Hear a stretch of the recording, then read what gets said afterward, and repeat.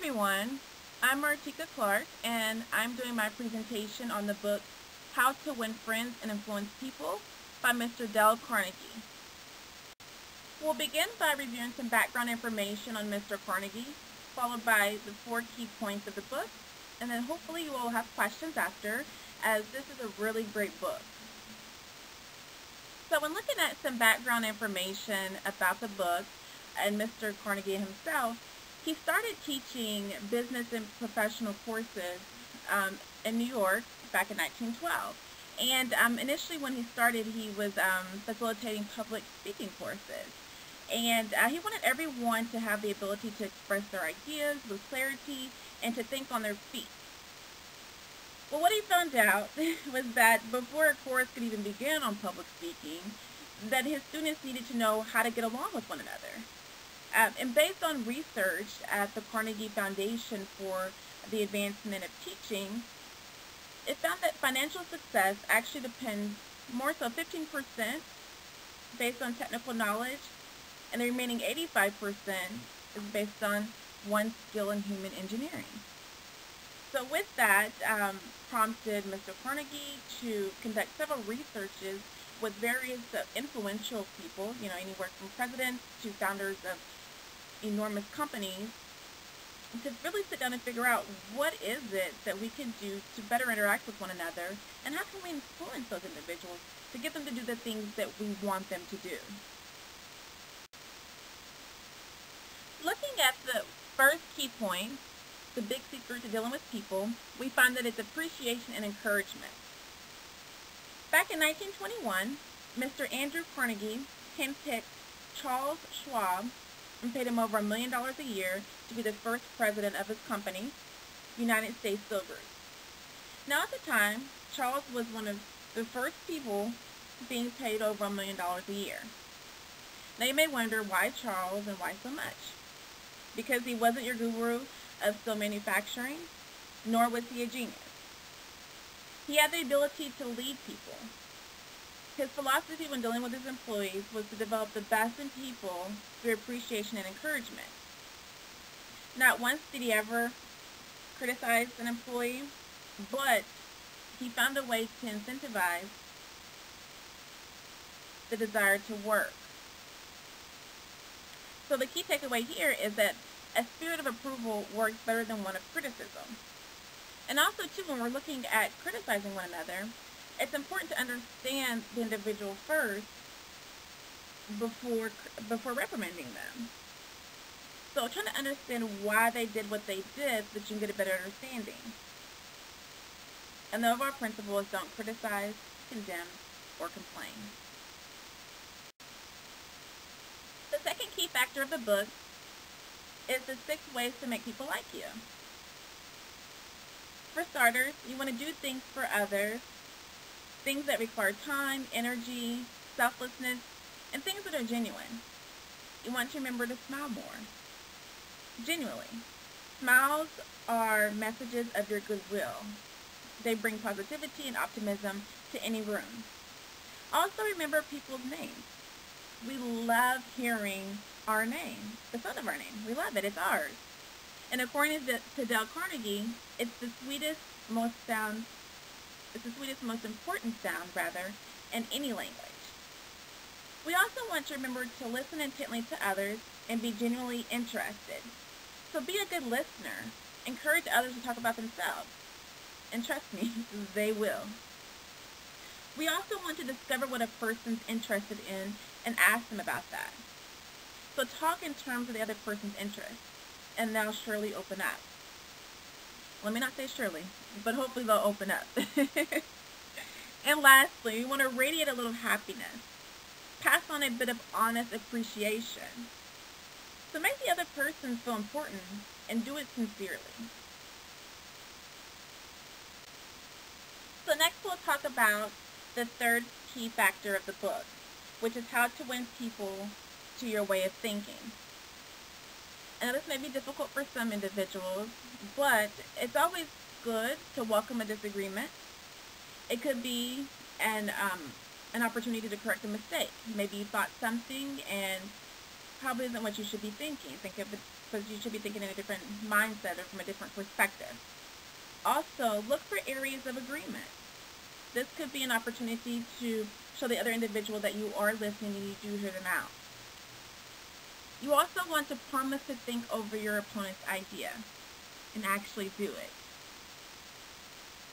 So you want to study their idea carefully, and you want to sincerely thank them for their interest. People appreciate whenever you do look at what they're saying and actually take the time to understand their approach. It's also encouraged to postpone further action to give both sides the opportunity to think through the problem. So take the discussion home to give yourself time to think about it, or back to your office, give yourself time to think about it, and really see if maybe what they're saying is actually a viable option, because it could be. And some key takeaways from this key factor of the book is that you cannot teach a man anything. You can only help him to find it within himself. You also want to be wiser than other people if you can, but do not tell them so. And that's by Lord Chesterfield. So the main principle of this key factor is the only way to get the best of an argument is to avoid it. And one thing that I like, an example in the book is, if someone comes to you, with a disagreement, or they don't agree with something that you're saying, say that maybe I'm wrong. I tend to be wrong a lot of times. Let's look at your idea, and maybe that may be right. Maybe I was thinking wrong all along. Something along those lines, and that lets them know that you really are considering what they're saying, and you're taking the time to actually analyze their thoughts. So here we're talking about our last key part of the book, being a leader. So how to change people without giving offense or arousing resentment. So a couple of key factors that carry over from the last key part is admitting you're wrong. So anytime you're wrong about something, make sure that you address that with the group. Let them know, what you did and how you vow to do better next time. And also never saying directly to someone, you're wrong. It's just not necessary. So when we're looking at these next key points, it addresses discussing your own mistakes before you criticize another person. Bring it to yourself first before directly approaching the situation and criticizing the other person. Another key factor that I like about this is letting the other person save face. I think this is important. Humility is always good, for individuals, but in certain times, it's also good to let the person save face. So, for example, maybe during a presentation, instead of pointing out the obvious, maybe that the results were wrong, or it just wasn't what you thought it was going to be. Instead of that, ensure your faith in that person and let them know that the mistake wasn't made because of their lack of ability or expertise, but maybe another source caused that. Maybe their experience in the role, it hasn't been that long, or maybe it was due to this being a rush class and they didn't have enough time. So just allow them that opportunity to save themselves or to save face instead of, just saying what everyone else is thinking. Next, we have changing but to and. I know in the book that we're reading, Leadership Challenge, it talks about eliminating the but altogether, and that's addressed here too. But also too, an extension of that is to add and instead of the but, to indirectly criticize the individual. So, for example, you did really great on this project, but next time, make sure that, you take the time to look at presentation, the way you present the project. Instead of using the but, take that out and replace it with and. So you did a really great job on this project, and in the future, make the presentation more solid to win over other individuals. And that way, you've given them praise, and you've also given them, encouragement on what to do better next time. Next, we have seeking the opinions of others.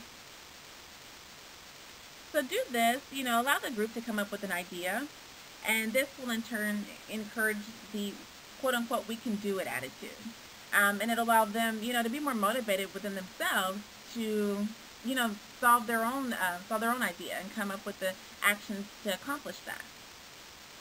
So the key takeaways here from the last key part of the book is to let the other person save face, to use encouragement, and to make the fault seem easy to correct. Sadly, my presentation's come to an end. I do, and I say that honestly just because this is a great book. I do encourage everyone to go grab a copy and read it for yourself. I think that this is a vital resource for everyone. It allows individuals to be more emotionally intelligent, which in turn allows you to be more socially aware, and it'll help to build a better camaraderie with the people who you work with and who you work around. So yeah, pick up this book. Again, it's called How to Win Friends and Influence People by Dale Carnegie. Great read, and you won't be disappointed. And also too, if you have questions about any of the content I've provided, feel free to post those, and that way we can discuss. Thank you for listening to my presentation.